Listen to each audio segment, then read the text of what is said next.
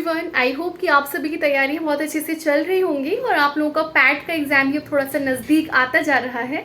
ठीक है, सो अभी देखिए हम लोग जो सेशंस कर रहे थे इसमें हमने काफ़ी सारे करंट अफेयर्स वाले पार्ट्स को कवर कराया है। तो आप लोग ट्रिपल एस सी पैट वाली सीरीज़ में जाके प्लेलिस्ट में जाके उसको देख सकते हैं।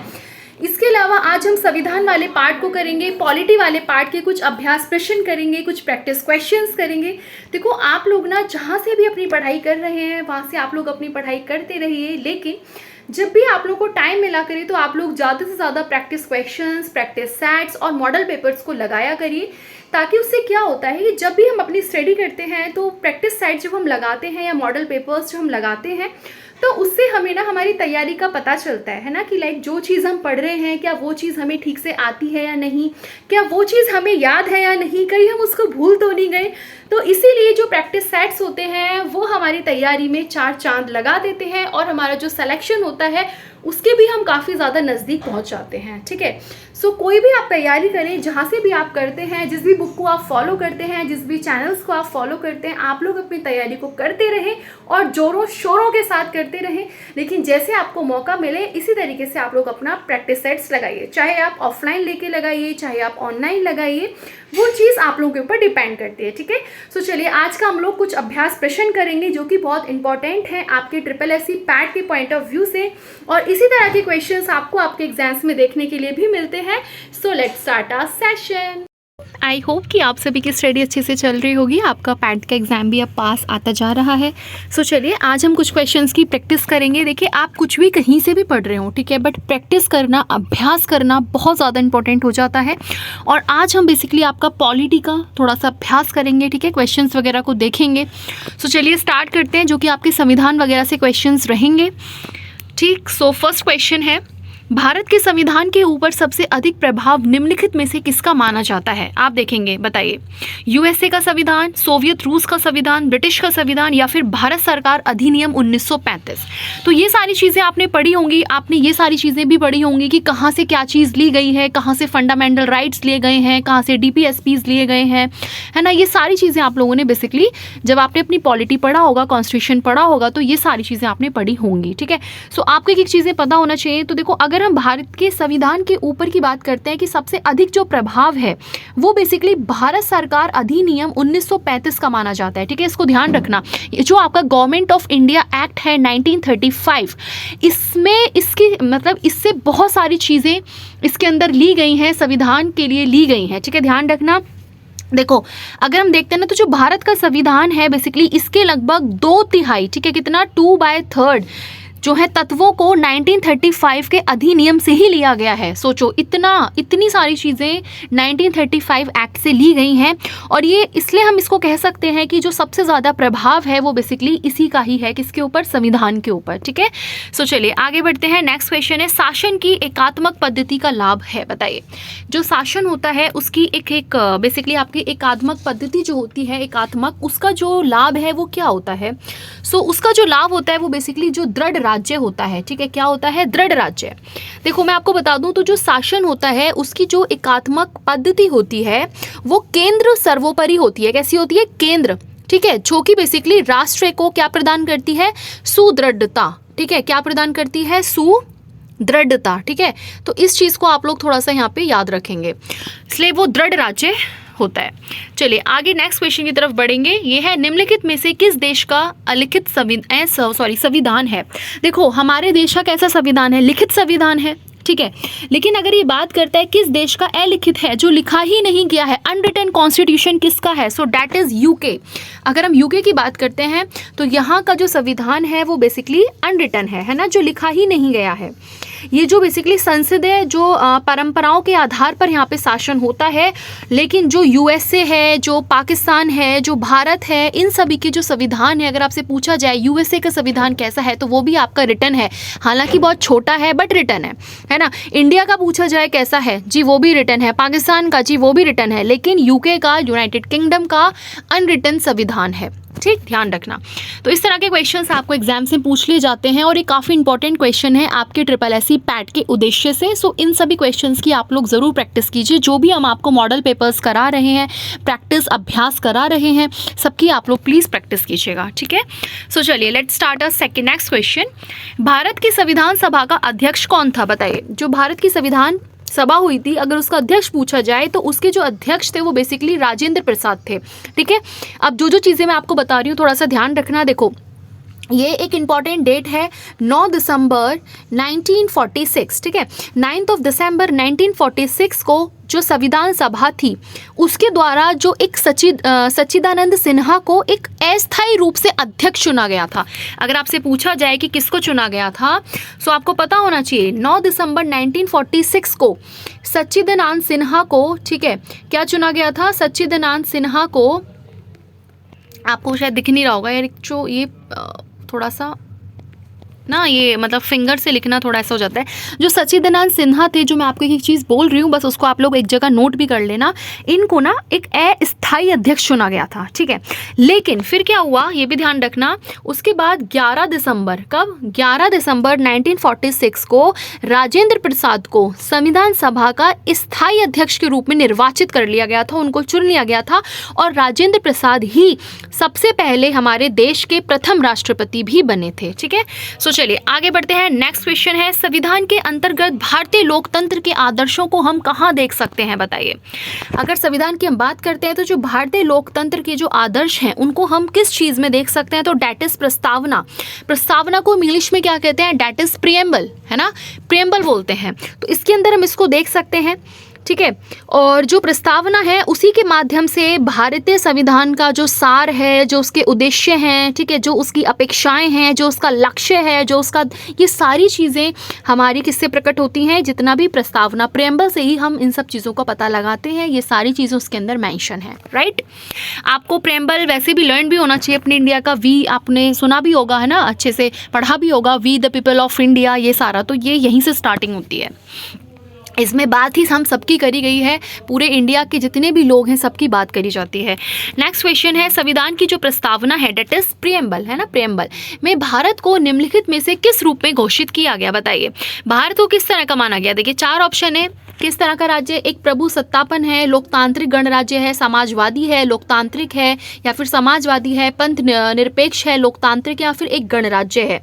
तो अगर हम इसकी बात करते हैं तो डेट इज भारत को एक प्रभु सत्ता संपन्न भी माना गया है, समाजवादी भी है, पंथ निरपेक्ष भी है, लोकतांत्रिक भी है, ठीक है। सारी चीज़ें इसके अंदर आती हैं। सी इज़ द राइट आंसर। अगर आप देखोगे तो यहाँ पे बेसिकली क्या है, सेक्युलरिज्म भी है ना, सारी चीज़ें यहाँ पे इसके अंदर ऐड कर ली जाती हैं, ठीक है। सोवर्जिनिटी भी है, तो यही सारी चीज़ों की बेसिकली बात करता है। तो इसको आप लोग प्लीज़ ध्यान रखना, ठीक है। और एक और चीज़ अगर मैं आपको बता दूँ तो ये आपको पता होना चाहिए कि ये जो जोड़े गए हैं, ये कुछ 2 वर्ड यहाँ पे अलग से जोड़े गए, तो डेट इज़ जो 42 कॉन्स्टिट्यूशनल अमेंडमेंट एक्ट हुआ था 1976 का, ठीक है। 42 CAA 1976, है ना, उसके थ्रू कुछ इन 2 वर्ड्स जो थे आपके, कौन से वर्ड्स?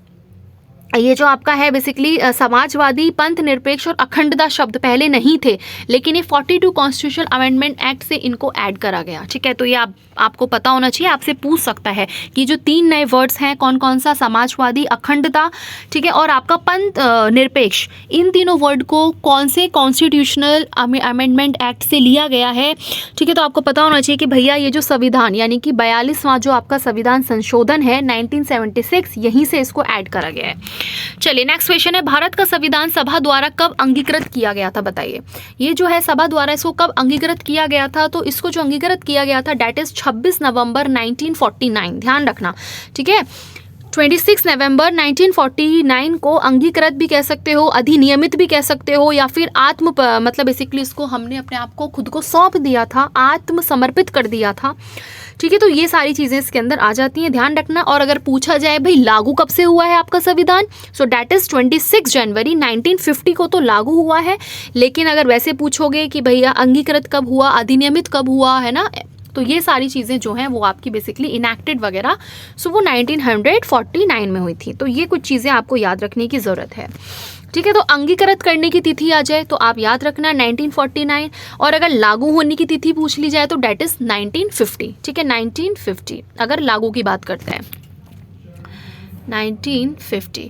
चलिए आगे क्वेश्चन की तरफ बढ़ेंगे और नेक्स्ट क्वेश्चन है, संविधान की उद्देशिका जो प्रस्तावना है का संशोधन कितनी बार किया गया है, बताइए कितनी बार इसका संशोधन करा गया है। तो अगर हम इसका संशोधन की बात करते हैं तो जो आपका 42, मैंने आपको ऊपर भी बताया था, 42 कॉन्स्टिट्यूशनल अमेंडमेंट एक्ट 1976, ठीक है, इसके थ्रू बेसिकली आपका क्या हुआ था, संशोधन में एक बार चेंजेस करे गए हैं, बेसिकली प्रस्तावना के अंदर 42 कॉन्स्टिट्यूशन अमेंडमेंट एक्ट्स के थ्रू करे गए हैं और यहाँ पे आपका समाजवाद, पंथ निरपेक्ष और अखंडता जैसे शब्दों का प्रयोग करा गया है, उसको बेसिकली जोड़ा गया है। सो डैट इज एक बार, ठीक है। सो चलिए नेक्स्ट क्वेश्चन की तरफ बढ़ते हैं, निम्नलिखित में से कौन सा राजनीतिक अधिकार नहीं है, बताइएगा कौन सा अधिकार नहीं है। हाँ, मत देने का अधिकार ये तो होता है, चुनाव लड़ने का अधिकार भी होता है, सरकार के आदिवासी निकायों के पास शिकायत करने का भी अधिकार होता है, लेकिन जीवन का अधिकार ये एक राजनीतिक अधिकार नहीं है। सो ये इसका आंसर है बी वाला, है ना, ध्यान रखना। सो ये चीज़ें कुछ ऐसी चीज़ें हैं जो बेसिकली आपको याद रखनी है, जो जीवन का अधिकार है, ठीक है। अगर हम जीवन का अधिकार की बात करते हैं तो आर्टिकल 21 के तहत ये हमारा एक फंडामेंटल राइट है। किसके तहत? आर्टिकल 21, है ना, इट्स अ फंडामेंटल राइट। सो ध्यान रखना। चलिए आगे बढ़ेंगे। भारत एक कैसा राज्य है, बताइए भारत एक किस तरह का राज्य है। तो भारत एक लोकतंत्र राज्य है ना। भारत कैसा है?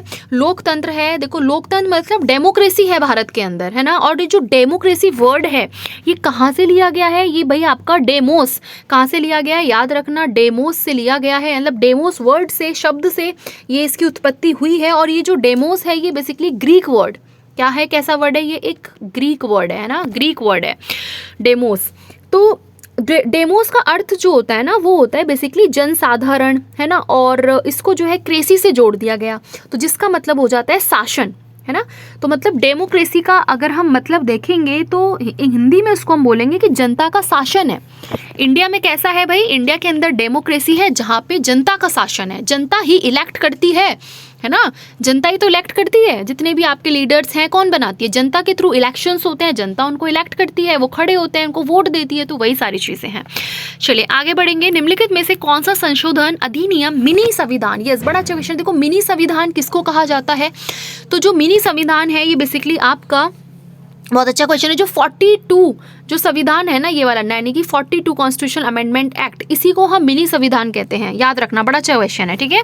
इसको क्या बोला गया है? मिनी, मतलब मिनी का मतलब होता है लघु, लघु संविधान इसको हम बोलते हैं, क्योंकि इसमें ना काफ़ी सारे कुछ संशोधन करे गए हैं, तो ये काफ़ी इसलिए इसको बोला जाता है। चलिए इसके अंदर अब हम नेक्स्ट क्वेश्चन है, निम्नलिखित में से संशोधन अधिनियम मिनी संविधान माना जाता है, बताइए। ये तो आई थिंक वही क्वेश्चन आ गया क्या?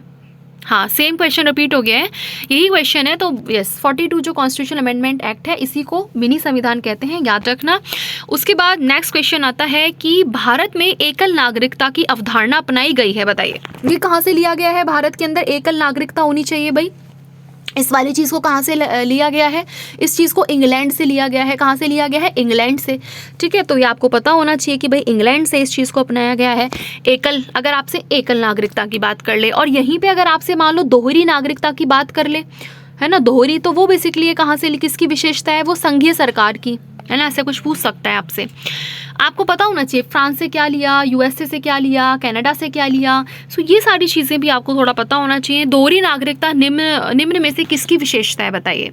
तो दोहरी नागरिकता तो आप लोगों की जो संघीय सरकार होती है, ठीक है, इसी की होती है। मतलब दोहरी नागरिकता मतलब संघ और राज्य, है ना, दो चीज़ जहाँ पे संघ और राज्य की हो सकती है। तो अमेरिका की संघीय राज्य में दोहरी नागरिकता की व्यवस्था है। अगर हम अमेरिका की बात करते हैं तो वहाँ पे जो नागरिकता है वो दोहरी है, ठीक है। तो संघीय सरकार, तो डेट इज़ यूएसए से ये आ गई। चलिए आगे बढ़ते हैं।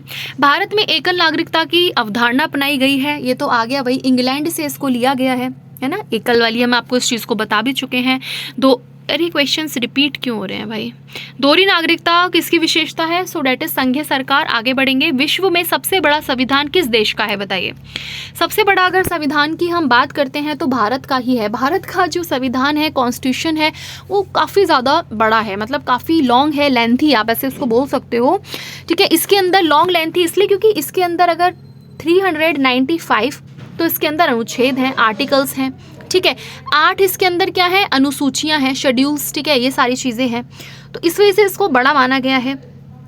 और लेकिन अभी वर्तमान की हम बात करते हैं ना, वर्तमान में अगर अब देखोगे तो अब 395 नहीं है आर्टिकल्स। अगर आपसे प्रेजेंटली का पूछ लिया जाए तो 468 समथिंग आर्टिकल्स हैं और 12 अब अनुसूचियां हैं, ठीक है। लेकिन उस टाइम पे जब भारत का वो था तब 395 आर्टिकल्स और 8 शेड्यूल्स थे, मतलब अनुसूचियां थी, ठीक है।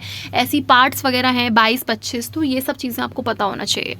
चलिए आगे बढ़ेंगे। अभी 468 अनुच्छेद है ना। चलिए, भारत संविधान में मूलभूत अधिकार किस संविधान के लिए मतलब गए थे बताइए। मूलभूत अगर हम अधिकार की बात करते हैं तो ये बेसिकली अमेरिका, कहाँ से है, अमेरिका। मूलभूत का मतलब होता है फंडामेंटल राइट्स। तो फंडामेंटल राइट्स कहाँ से आए हैं, FR अगर आपसे पूछ लिया जाए, फंडामेंटल राइट्स अमेरिका से लिए गए हैं। सो इसको ध्यान रखना। और हमारे संविधान में कितने फंडामेंटल राइट्स से भी पता होना चाहिए। टोटल 6 फंडामेंटल राइट्स हैं। कौन कौन से हैं और किस आर्टिकल के अंदर कौन से आते हैं ये भी आपको पता होना चाहिए, ठीक है। निम्नलिखित में से क्या उच्च न्यायालय और उच्चतम न्यायालय दोनों की अधिकारिता के अधीन आता है बताइए। क्या चीज आती है। देखो बहुत अच्छे क्वेश्चन है, प्रैक्टिस के उद्देश्य से करके जाना। इसी तरह के क्वेश्चंस एग्जाम्स में आपको देखने के लिए मिलेंगे। सो आप लोग अच्छे से अपनी प्रैक्टिस करेंगे, है ना। और ये सीरीज कंटिन्यू रहेगी। अब एक मॉडल पेपर करा दिया जाएगा जिसमें सारे जितने भी सब्जेक्ट्स हैं सब सब्जेक्ट से क्वेश्चंस मिक्स होंगे और सब इंपॉर्टेंट क्वेश्चंस होंगे। एक एक क्वेश्चन को अच्छे से करना है ना। चलिए, निम्नलिखित में से क्या उच्च न्यायालय और उच्चतम न्यायालय दोनों की अधिकारिता के अधीन आता है। क्या चीज आती है। तो देखो, संविधान के उल्लंघन के विरुद्ध संरक्षण, केंद्र राज्यों के बीच विवाद, राज्यों के बीच परिसर विवाद, या फिर मूल अधिकारों। सीधी सी बात है भाई, मूल अधिकारों का संरक्षण दोनों के अधीन आता है ना। जो भी आपके मूल अधिकार हैं, जो भी आपके फंडामेंटल राइट्स हैं, इनके तो बेसिकली इनकी रक्षा है भाई, इन्हीं का संरक्षण तो मेन है, वो दोनों के अंडर आता है, चाहे फिर कोई भी हो। प्रारंभ में कितने मूल अधिकार दिए गए थे तो ये चीज़ हम आपको बता ही चुके हैं, ठीक है। प्रारंभ में अगर हम स्टार्टिंग की बात करते हैं ना, तो शुरू में जो भारतीय संविधान था उसके प्रारंभ में ना 7 मौलिक अधिकार बताए गए थे। तो ये प्रारंभ की बात कर रहा है, अब की बात नहीं कर रहा, पहले 7 दिए गए थे, ठीक है। फिर क्या हुआ था, जब आपका मैं एक चीज़ और बता दूं, जो 7वां था ना, ये था आप लोगों का जो संपत्ति का जो मौलिक अधिकार था, है ना, राइट टू प्रॉपर्टी। आपने पढ़ा होगा राइट टू प्रॉपर्टी। अब उसको हटा दिया गया। अगर पूछा जाए कि राइट टू प्रॉपर्टी को हटा तो दिया, ठीक है, राइट टू, एक्चुअली मैं फिंगर से लिख रहे हैं ना हम, तो ये थोड़ा सा वो हो जाती है, पेन पैड है बट वो पता नहीं वर्क क्यों नहीं करता। ये राइट टू प्रॉपर्टी वाली जो चीज़ है इसको अब हटा दिया गया। अब पूछा जाए कि इस राइट टू प्रॉपर्टी को कौन से संविधान उसके संशोधन के अकॉर्डिंग हटाया गया है, तो ये आपको पता होना चाहिए भाई 44, ठीक है, 44 कॉन्स्टिट्यूशनल अमेंडमेंट एक्ट जो था आपका 19, जो कब आया था, 1978 में आया था, 1978 में आया था। इसके द्वारा संपत्ति के मौलिक अधिकार को समाप्त कर दिया गया, खत्म कर दिया गया। अब आपके 6 अधिकार हैं, अब आपके 6 अधिकार हैं, ठीक है। बट प्रारंभ की बात करें तो 7 ऑप्शन में लगा देना। अब 6 कौन कौन से हैं, जैसे सबसे पहले आपका समानता का अधिकार है, ठीक है, राइट टू इक्वालिटी है। फिर स्वतंत्रता है, ठीक है, राइट टू फ्रीडम है। फिर आपके शोषण के विरुद्ध अधिकार हैं, है ना। उसके बाद जो भी आपकी धार्मिक स्वतंत्रता है कि भैया राइट टू मतलब फ्रीडम है, बेसिकली फ्रीडम टू रिलीजन, है ना, इसका अधिकार है। उसके बाद कोई भी संस्कृति या शिक्षा संबंधी अधिकार है 5वां। और छठा आपका संवैधानिक उपचारों का जो अधिकार है वो आपका बेसिकली छठा आ जाता है ना, राइट टू कॉन्स्टिट्यूशन, ये वाला कॉन्स्टिट्यूशन रेमेडीज़ वाला। सो ये सारे आपके राइट्स हैं। चलिए आगे बढ़ेंगे। भारतीय संविधान में कितने प्रकार के न्यायिक आदेश हैं बताइए। अब ये न्यायिक आदेश की बात कर रहा है तो डेट इज़ 5। कितने तरीके के हैं, 5, ठीक है। सो ये चीज़ आप याद रखना, 5 तरीके के हैं। चलिए आगे बढ़ेंगे, नेक्स्ट क्वेश्चन है। 5 हैं, ठीक है। इनके नाम भी आपको पता होना, जैसे कि परामादेश है, उसके बाद आपका प्रतिषेध है, ठीक है, उत्प्रेषण है, अधिकार प्रच्छा है, बंदी, तो ये सारी चीज़ें हैं, ठीक है। सो ये चीज़ आप याद रखना। और जो भारतीय, एक और चीज़ मैं आपको बता दूं, ये जो आपका अनुच्छेद है ना, आर्टिकल 32, कौन सा आर्टिकल, आर्टिकल 32 में उच्चतम न्यायालय को मौलिक अधिकारों को प्रवर्तित करने के लिए तथा उच्च न्यायालयों को अनुच्छेद 226 के तहत मूल अधिकारों, विविध अधिकारों को प्रतिवर्तित करने के लिए 5 प्रकार के रिट जारी करने की उनको शक्ति देती है। तो जो न्यायिक आदेश है वो बेसिकली 5 तरीके के हैं, और 5 तरीके के हम आपको बता चुके हैं। इसके बाद नेक्स्ट है, निम्नलिखित में से कौन सा अधिकार अभी भारतीय संविधान द्वारा एक मौलिक अधिकार के रूप में नहीं दिया गया है बताइए। कौन सा ऐसे अधिकार है जो कि भारतीय संविधान द्वारा एक मौलिक अधिकार के रूप में नहीं है, है ना। तो अभी हम बता चुके हैं आपको, संपत्ति का अधिकार जो कि पहले 7 थे उसको हटा दिया गया है 44 CA के द्वारा, तो वही चीज़ है। देखो वरना समता का अधिकार ये भी हम आपको बताए थे, ये भी है, स्वतंत्रता का भी है, शोषण का भी है, बट संपत्ति वाला अब नहीं है, है ना। नेक्स्ट है, 1 मिनट, यस, नेक्स्ट क्वेश्चन है, कोई राज्य उन अधिकारों द्वारा जाना जाता है जिन्हें वे बनाए रखता है, ये किसका कथन है बताइए, ये किसने कथन दिया था? सो ये बेसिकली आपका लॉस्की का कथन है। किसका कथन है? लॉस्की का ये कथन है, ठीक है, ध्यान रखना। और जो लॉस्की के अधिकार हैं उसके अंदर नैतिक और कानूनी दोनों तरीके के अधिकार शामिल हैं। चलिए, भारत के संविधान में शामिल राज्य नीति के निदेशक सिद्धांतों की अवधारणा किसके संविधान से लाई गई थी बताइए? ये जो राज्य नीति के निदेशक तत्व हैं, जो सिद्धांत हैं, ठीक है, ये कहाँ से लिए गए हैं? सो डेट इज़, ये आपका आयरलैंड से लिए गए हैं, ठीक है, याद रखना। यानी DPSP आप बोलते हो, directive principles of state policy, उसी की ये बात कर रहा है। तो ये कहाँ से लिए गए हैं आपका, ठीक है, ये आप लोगों के आयरलैंड से लिए गए हैं। अब मैं आपको थोड़ी थोड़ी चीज़ें और बता दूं, ये जो राज्य के, हाँ, ये तो आयरलैंड से हो गए हैं। उसके बाद अगर हम ये देखते हैं ऑस्ट्रेलिया से क्या लिया गया है, तो ऑस्ट्रेलिया से आपके जो भी आपकी समवर्ती सूचियां हैं, याद रखना, ऑस्ट्रेलिया से क्या लिया गया है? जो भी आपकी समवर्ती सूची, ये आपका ऑस्ट्रेलिया से आ जाता है, ठीक है। इसी के साथ अगर वो पूछे कि आपका USA के जो हैं, USA की बात करता है यहाँ पे, तो USA के अंदर आपके FR मतलब आपके मूल अधिकार, फंडामेंटल राइट्स, और वो कनाडा की बात करता है, कनाडा का पूछ लिया जाए तो वहाँ से बता देना कि भैया जो संघीय व्यवस्था है वो वहीं से ली गई है, ठीक है, संघीय व्यवस्था, ये भी याद रखना, ठीक है, संघीय व्यवस्था कनाडा। और आयरलैंड का आपका DPSPs हो गए, ठीक है, DPSP यानी directive principles of state policy, means राज्य नीति के निदेशक तत्व, सिद्धांत, है ना। नेक्स्ट क्वेश्चन है, अच्छा वही क्वेश्चन रिपीट हो गया, डेट इज आयरलैंड। चलिए आगे बढ़ेंगे। भारत संविधान के किस भाग में भारत को एक कल्याणकारी राज्य के रूप में स्थापित करने की बात की गई है बताइए? कहाँ पे करी गई है कि भारत को जो है एक कल्याणकारी राज्य के रूप में आपने स्थापित करना है। सो इस चीज़ की अगर हम बात करते हैं तो ये बेसिकली आप लोगों का जो DPSPs होते हैं, जो राज्य के नीति निदेशक सिद्धांत हैं, वहीं पे इस चीज़ की बात करी गई है, और ये बेसिकली संविधान के भाग 4th के अंदर आते हैं। अगर आपसे ये पूछ लिया जाए कि DPSPs जो होते हैं वो किस भाग में आते हैं, तो you have to know about it कि भाई ये हमारे पार्ट 4th के अंदर आते हैं, ठीक है। चलिए आगे बढ़ेंगे। नेक्स्ट क्वेश्चन है, उपराष्ट्रपति पदेन अध्यक्ष हैं बताइए। उपराष्ट्रपति जो होते हैं वो बेसिकली आपके किसके हैं? लोकसभा के हैं, योजना आयोग के हैं, राष्ट्रपति विकास के हैं, राज्यसभा के हैं। तो ये बेसिकली राज्यसभा के अंडर में आते हैं, ठीक है। तो ये जो अगर आप देखोगे, और आर्टिकल किसके अंदर इनकी बात करी गई है, आर्टिकल मैं भी बता दूं आपको 89(1) के अंडर ये चीज़ आती है। उपराष्ट्रपति राज्यसभा का पदेन सभापति होता है, और उपराष्ट्रपति का जो मुख्य कार्य होता है वो राज्यसभा की जो भी बैठकें हैं उनकी अध्यक्षता वही करता है, ठीक है। नेक्स्ट क्वेश्चन की तरफ बढ़ेंगे। भारत का राष्ट्रपति किसका एक अभिन्न भाग है? जो भारत का राष्ट्रपति होता है वो बेसिकली संसद का एक अभिन्न भाग होता है, ठीक है। और इसकी जो बात करी गई है, देखो ये आपके आर्टिकल 79 के अंदर, ठीक है, आर्टिकल 79 के अंदर इसको बोला गया है। ये भी आप चीज़ों को याद रखना, ठीक है। यानी कि इसमें बोला गया है, जो आर्टिकल 79 है कि भाई जो संघ के लिए एक संसद होगी, मतलब जो संघ होगा उसके लिए एक संसद बनाई जाएगी जो कि राष्ट्रपति और सदनों से मिलकर ही बनेगी, ठीक है। और इसके जो भी मतलब वो होंगे, वो बेसिकली राज्यसभा और लोकसभा दोनों ही इसके अंदर क्या होंगे, क्रमशः मतलब दोनों के नाम इसके अंदर रहेंगे। तो ये सारी चीज़ें आर्टिकल 79 के अंदर बोली गई है। इसके बाद नेक्स्ट क्वेश्चन है, भारत का राष्ट्रपति, ठीक है, राष्ट्रपति है, राष्ट्रपति किसका एक अभिन्न भंग है? हम आपको बता चुके हैं, संसद का होता है। इसके बाद नेक्स्ट क्वेश्चन है, निम्नलिखित में से वे व्यक्ति कौन सा था जो भारत के राष्ट्रपति के रूप में एक निर्विरोध चुनाव लड़ा गया था, ठीक है, इन्होंने निर्विरोध चुनाव लड़ा था। तो that is Sanjeev Reddy, doctor N Sanjeev Reddy, ठीक है, याद रखना। और इसमें और भी कुछ है, जैसे कि इसके अलावा एक ये भी आ सकता है, लेकिन ऑप्शन में अगर आपको दिखे नीलम, ठीक है, डॉक्टर नीलम करके, डॉक्टर नीलम, डॉक्टर N जो है ना, ये डॉक्टर N, ठीक है, डॉक्टर N जो है इनका पूरा नाम है डॉक्टर नीलम, N का मतलब है यहाँ पे नीलम संजीव रेड्डी, ठीक है, इन्हीं का यहाँ पे नाम है। तो ये आप प्लीज़ इसको मतलब लिख देना। और इनका अगर आपको कार्यकाल पूछ लिया जाए तो भाई ये 25 जुलाई से, ठीक है, थोड़ा सा ही बता देती हूँ, 25 जुलाई से 1977 से लेके 1982 तक चला था, ठीक है, 25 जुलाई 1982 तक ये चला था, ठीक है, तो ये ध्यान रखना। इसके बाद नेक्स्ट क्वेश्चन है, संसद के दोनों संसदों का जो सदन होते हैं उसका संयुक्त सत्र कौन बुला सकता है बताइए? उसका अगर हमें पूरा संयुक्त सत्र बुलाना है तो वो बेसिकली राष्ट्रपति के अंडर में होता है, तो वो उसको बुला सकते हैं, ठीक है। और ये वाली जो चीज़ है ये कहाँ पे करी गई है भाई? जो आर्टिकल 108 है उसके अंडर ये चीज़ आ जाती है, 108 में, ठीक। अब हम नेक्स्ट क्वेश्चन की तरफ बढ़ते हैं और ये बोल रहे हैं कि भाई राज्यसभा के सदस्यों के लिए न्यूनतम आयु क्या है। मतलब कम से कम राज्यसभा का अगर आपको सदस्य बनना है तो कम से कम आपकी जो आयु है वो डेट इज़ 30 वर्ष यानी 30 वर्ष आपकी होनी चाहिए, ये आप ध्यान रखना। और इस चीज़ का जो उल्लेख है वो आपके आर्टिकल अगर आपसे पूछा जाए किस अनुच्छेद में है तो डेट इज़ 84B के अंदर ये वाली चीज़ आ जाती है। ठीक है, सो आप लोग यहाँ पे इस चीज़ को ध्यान रखेंगे। और अगर लोकसभा की बात करता है कि भाई लोकसभा की सदस्यता के लिए न्यूनतम आयु अगर पूछा जाए तो वो आपका 25 वर्ष है। ठीक है, कितना है 25, और राज्यसभा का 30 है।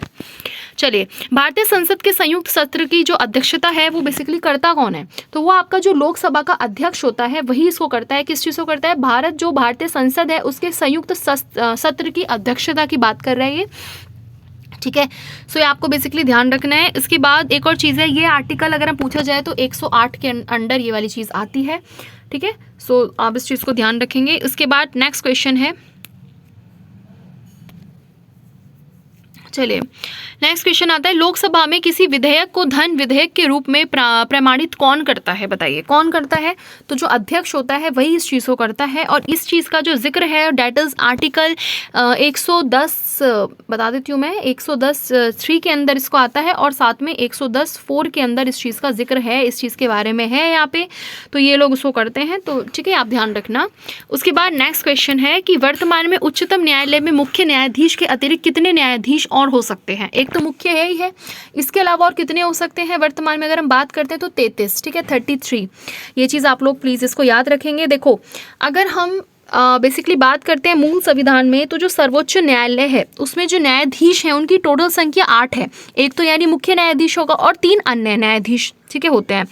लेकिन अगर हम अनुच्छेद 124 के अंडर की बात करते हैं तो वहाँ पे बोला है कि भाई जो आपका सर्वोच्च न्यायालय है उसके अंदर जो न्यायाधीश है उनकी संख्या में वृद्धि करने की शक्ति संसद को दे दी गई कि भाई आपके जो संसद है उसके पास इतनी शक्ति है कि वो उसको बढ़ा सकती है। ठीक है, तो फिर क्या हुआ, संसद द्वारा सर्वोच्च जो न्यायालय होते हैं, ठीक है, उसका एक अधिनियम यानी 1956 ये अधिनियम पारित करा गया जिसका नाम था सर्वोच्च न्यायालय अधिनियम 1956। और उसमें ये रखा गया कि भाई समय समय पर इसके अंदर संशोधन करके हम जो न्यायाधीश है उनकी संख्या को बढ़ा भी सकते हैं। ठीक है, सो अभी क्या हुआ, जो आपका संशोधन अधिनियम फिर से अगेन सर्वोच्च न्यायालय संशोधन अधिनियम 2019 के द्वारा जो मुख्य न्यायाधीश को छोड़कर, मुख्य न्यायाधीश को हटाकर जो सर्वोच्च न्यायालय के न्यायाधीश थे उनको अधिकतम, उनको बेसिकली उनकी जो संख्या थी वो बेसिकली 33 रख दी। और ये पूछा जाए कौन से अधिनियम के थ्रू करा गया, तो ये आपको ध्यान रखना, ये जो आपका सर्वोच्च न्यायालय संशोधन अधिनियम 2019 के तहत ये संख्या को बढ़ा दिया गया और बढ़ा के 33 कर दिया गया। ठीक है, इतने हो सकते हैं ये बोल दिया गया। चलिए आगे नेक्स्ट बात करते हैं, भारतीय संविधान के किस संशोधन अधिनियम द्वारा पंचायती राज व्यवस्था को संवैधानिक दर्जा दिया गया है। ये जो आपका संशोधन नियम है पंचायती राज, ठीक है, इसको कौन सा वाला दर्जा दिया गया है, इसको याद रखना। सो डेट इज 73 के अंदर आपका पंचायती राज वाला आता है, आपने पढ़ा होगा। फिर ऐसे ही आपका 74 वाला आता है। ठीक है, इसके अंदर नगर पालिका की जिक्र है, 74 में नगर पालिका की बात है, 73 में पंचायती राज की बात है। और ये कौन से वाले भाग के अंदर आते हैं ये भी ध्यान रखना, पंचायती राज वाला 9th वाले भाग में आता है। ठीक है, और जो 74 जो आपका म्यूनिसिपैलिटीज़ वाली जो बात है ना, नगर पालिका वाली, वो 9A के अंदर आती है। तो ये कुछ चीज़ें आपको याद रखने वाली होती हैं, है ना।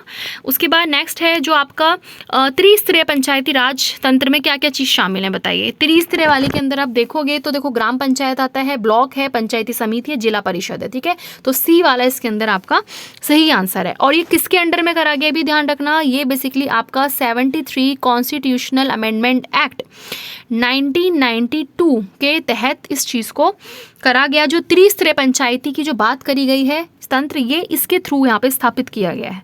ठीक है, चलिए आगे नेक्स्ट बात करते हैं, भारत में त्रिस्तरीय पंचायती राज प्रणाली का प्रस्ताव किसने किया था, बताइए किसने इसका प्रस्ताव किया था। सो ये जो आपकी बलवंत राय मेहता समिति थी ना, बलवंत राय मेहता समिति, इन्होंने इसको किया था। और इस समिति का अगर पूछा जाए गठन कब हुआ तो आपको पता होना चाहिए 1957 में समिति का गठन हुआ था, जो कि बलवंत राय मेहता की अध्यक्षता में ही किया गया था। ठीक है, यही इसके अध्यक्ष थे, कौन, बलवंत राय मेहता ही इसके अध्यक्ष थे। तो ये कुछ चीज़ें जो आपको बेसिकली याद रखनी है। ठीक है, अगर आपको अब कुछ भी डाउट आता है तो आप प्लीज़ पूछ लेना। And thank you so much to all of you guys. ठीक है, कोई भी डाउट आता है, कोई भी क्वेरी आती है तो आप लोग पूछ लीजिएगा। ठीक, इसके बाद हम लोग नेक्स्ट आगे स्टार्टिंग करेंगे। नेक्स्ट अपना सेशन जो भी रहेगा वो आपको बता दिया जाएगा। मॉडल पेपर्स के लिए आप लोग रेडी हो जाइए। कोई डाउट है तो कमेंट सेक्शन में पूछ सकते हैं।